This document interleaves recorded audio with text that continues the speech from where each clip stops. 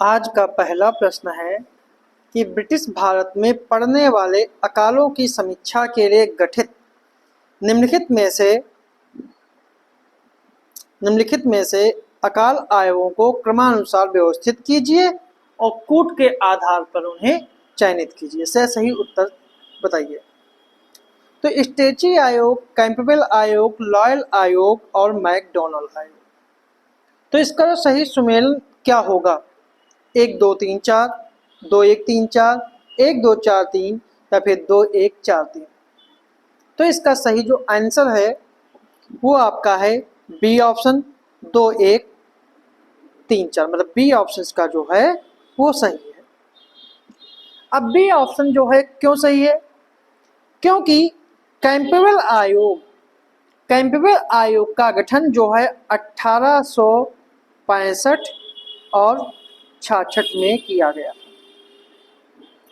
जब उड़ीसा, बंगाल, बिहार और मद्रास में अकाल पड़ा था, इसमें कई लोगों की जान चली गई थी। इसी अकाल की समीक्षा के लिए कैंपबेल की अध्यक्षता में अकाल आयोग का गठन किया गया। इसके बाद स्टेची आयोग की बात करें तो स्टेची आयोग का गठन 1876 और 78 के कार्यकाल के लिए किया गया था।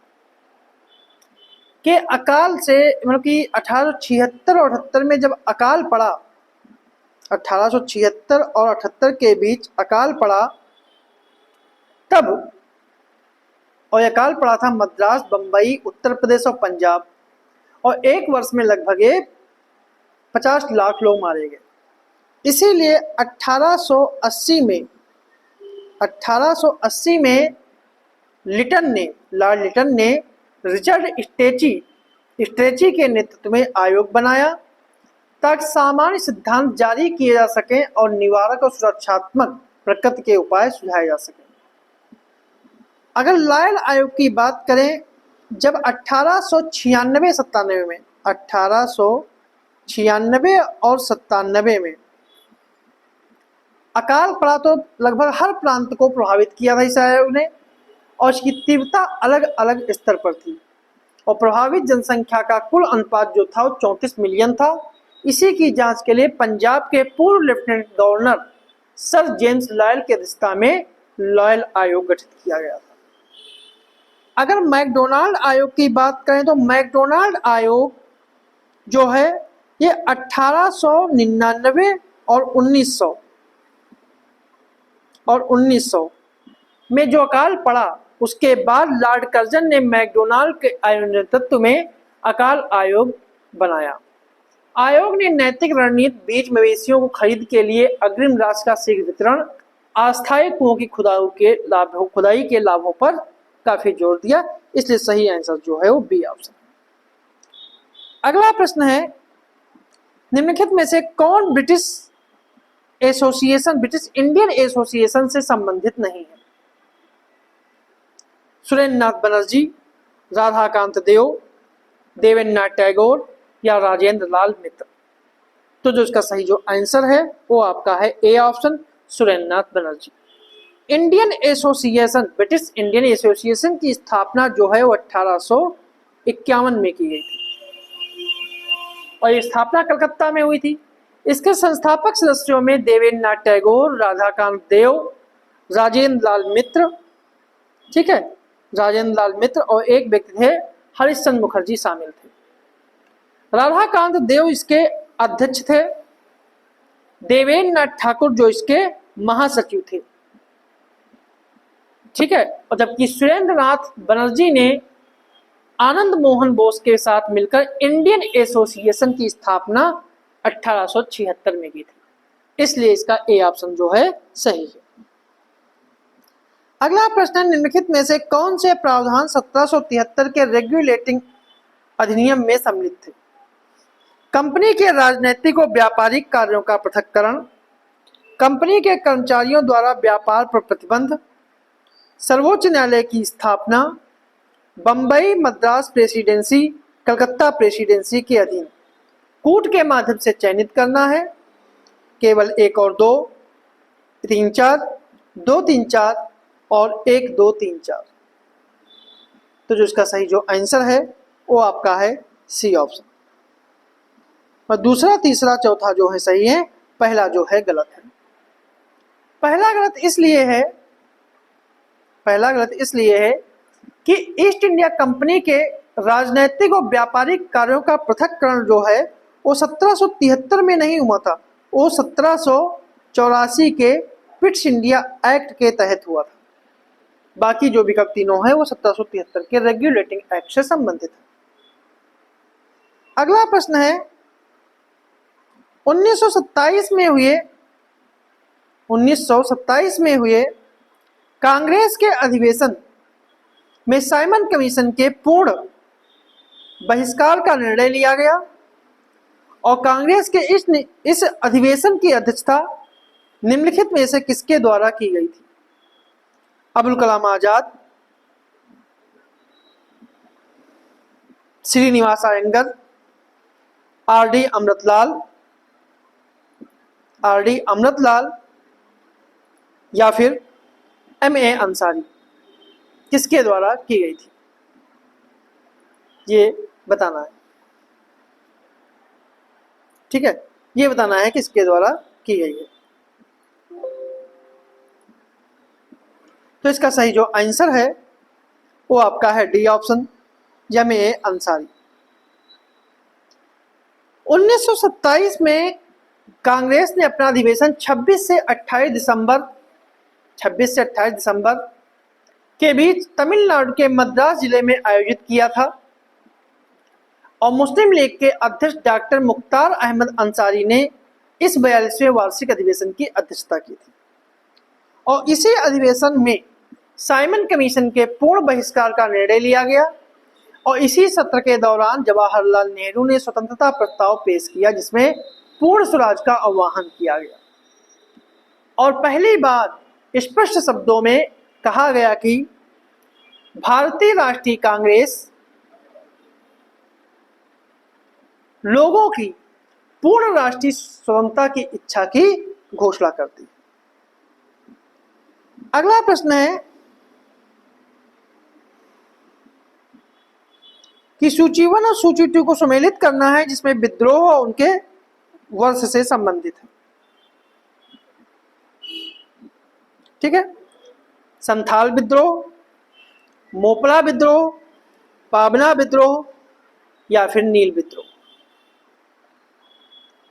तो जो इसका सही सुमेलन है वो आपका है संथाल विद्रोह जो है वो 1855 में हुआ था। इस विद्रोह का केंद्र बिहार के भागलपुर से लेकर राजमहल की पहाड़ियों तक था और इस विद्रोह का मुख्य कारण अंग्रेजों के द्वारा जमींदारी व्यवस्था तथा साहूकारों और महाजनों के द्वारा शोषण और अत्याचार था। इस विद्रोह का नेतृत्व सिद्धू कान्हू, चांद और भैरव ने किया था। ठीक है, मोपला विद्रोह जो है वो 1921 में हुआ था, 1921 में हुआ था और मोपला जो है मालाबार क्षेत्र में निवास करने वाले मुस्लिम काश्तकार थे और वहां के ज्यादातर जमींदार हिंदू थे। यह विद्रोह जमींदारों के शोषण के खिलाफ हुआ। पाबना विद्रोह 1873 में हुआ और यह विद्रोह जमींदारों के उत्पीड़न के खिलाफ यूसुफ शाही परगना में हुआ। नील विद्रोह 1859 में हुआ जो नील की खेती करने वाले बागान मालिकों के विरुद्ध था। तो इसका सही जो आंसर है 1, 2, 3, 4 मतलब ए ऑप्शन इसका जो है सही। अगला प्रश्न है निम्नलिखित में से किस कारखाना अधिनियम के अंतर्गत श्रमिकों के लिए साप्ताहिक अवकाश का प्रावधान रखा गया था?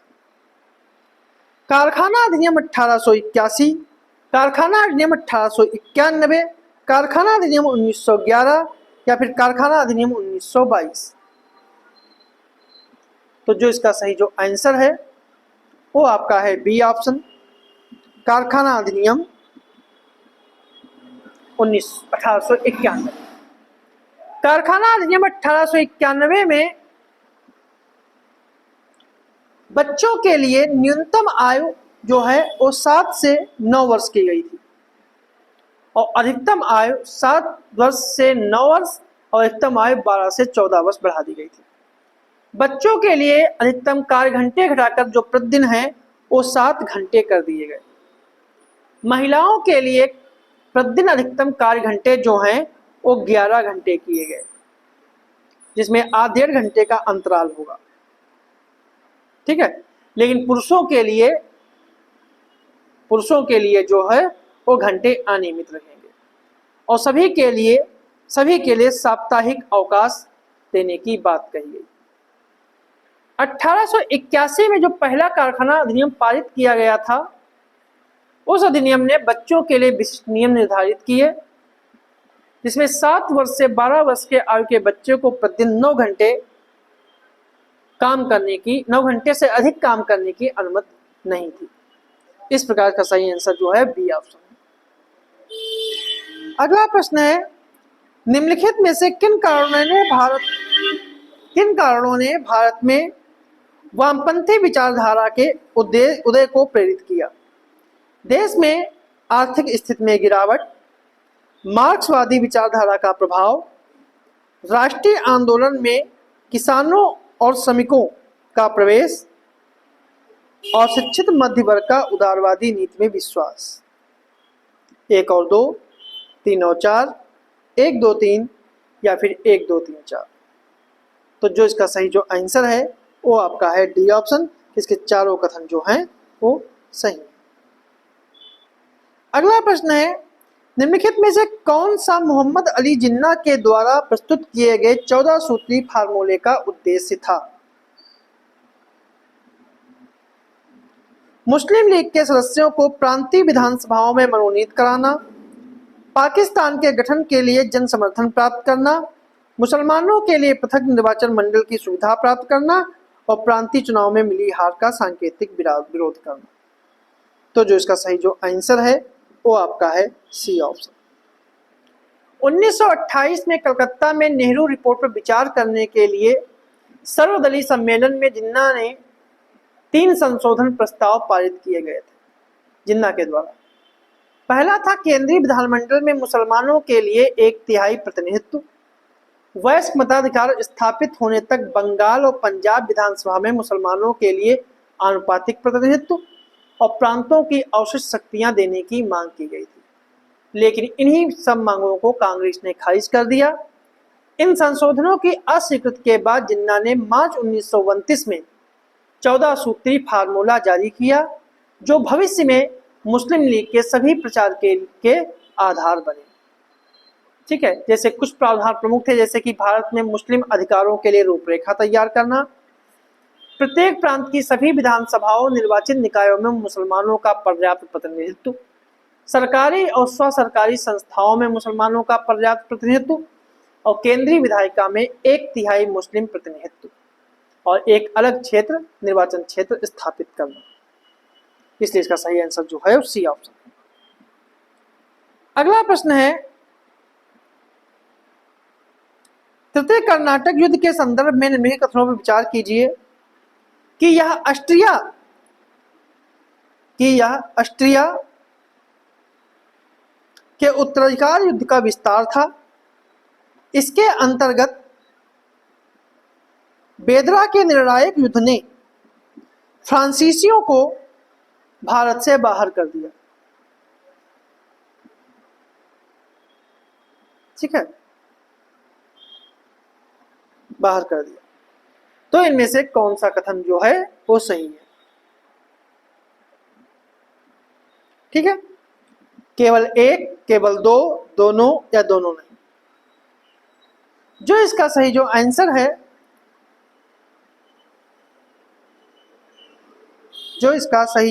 है, वो आपका है डी ऑप्शन, ना तो एक ना ही दो। कर्नाटक युद्ध अंग्रेजों और फ्रांसीसियों के बीच हुए जो उनके यूरोप में उत्तराधिकार के युद्ध के परिणाम थे, उनमें प्रथम कर्नाटक युद्ध जो हुआ था वो हुआ था 1746 और 48 में, और यह युद्ध यूरोप में लड़े गए ऑस्ट्रियाई उत्तराधिकार युद्ध का विस्तार था। यह अंग्रेज अधिकारी द्वारा फ्रांसीसी जहाजों पर अधिकार कर लेना युद्ध का कारण था और यह युद्ध 1748 में हुई एक्स-ला-चैपल की संधि से समाप्त हुआ।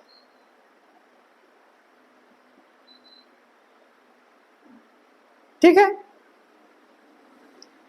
तो ऑस्ट्रिया के उत्तराधिकार युद्ध का जो परिणाम था वो पहला कर्नाटक युद्ध नहीं था, वह तीसरा कर्नाटक युद्ध था।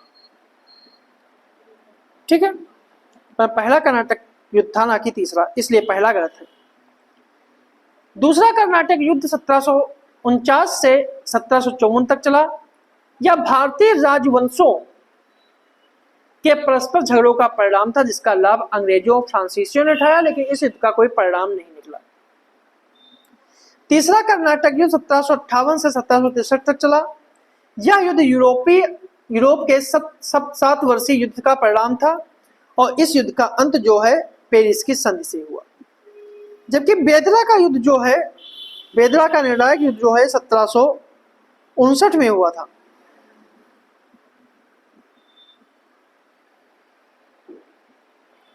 ठीक है, और यह युद्ध जो है, बेदरा का युद्ध जो था,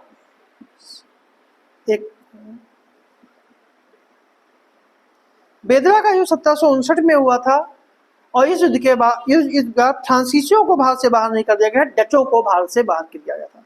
तो यह युद्ध अंग्रेजों और डचों के बीच था, इसलिए दोनों कथन इसके जो हैं गलत है।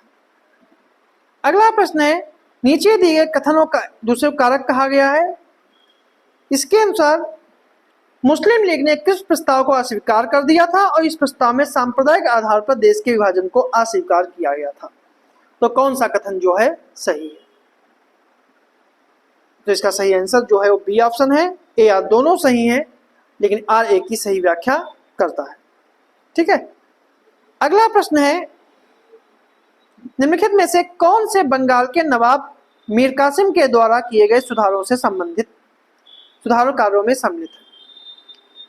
राजधानी का मुंगेर से मुर्शिदाबाद स्थानांतरण, सैनिकों की संख्या में वृद्धि और उन्हें रोपी प्रशिक्षण, आंतरिक व्यापार पर शुल्कों की समाप्ति और माप के आधार पर भू राजस्व का निर्धारण। तो कौन सा जो है कूट के आधार पर सही है? 1 और 3, 3, 2 और 4, 1, 2, 3 या फिर 1, 2, 3, 4। जो इसका सही जो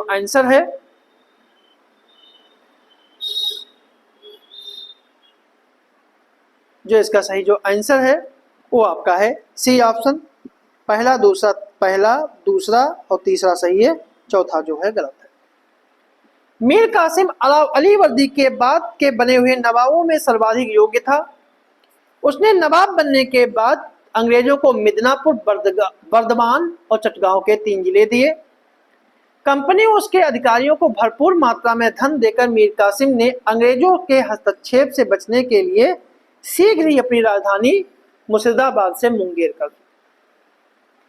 1717 में मुगल बादशाह द्वारा सभी व्यापारिक फरमानों का बंगाल में दुरुपयोग देखकर मीर कासिम ने आंतरिक व्यापार पर से सभी प्रकार की शुल्कों की वसूली बंद करवा दी। 1762 ईस्वी में मीर कासिम के द्वारा खत्म की गई व्यापारिक चुंगी का लाभ भारतीयों को भी मिलने लगा था। पहले यह लाभ 1717 ईस्वी के प्रमाण केवल कंपनी को मिलता था और 1763 में मीर कासिम को कंपनी ने बर्खास्त करके मीर जाफर को पुनः नवाब बनाया। इसलिए इसका सही ऑप्शन सी है। तो इसका आज ये थे हमारे आज के कुछ प्रश्न।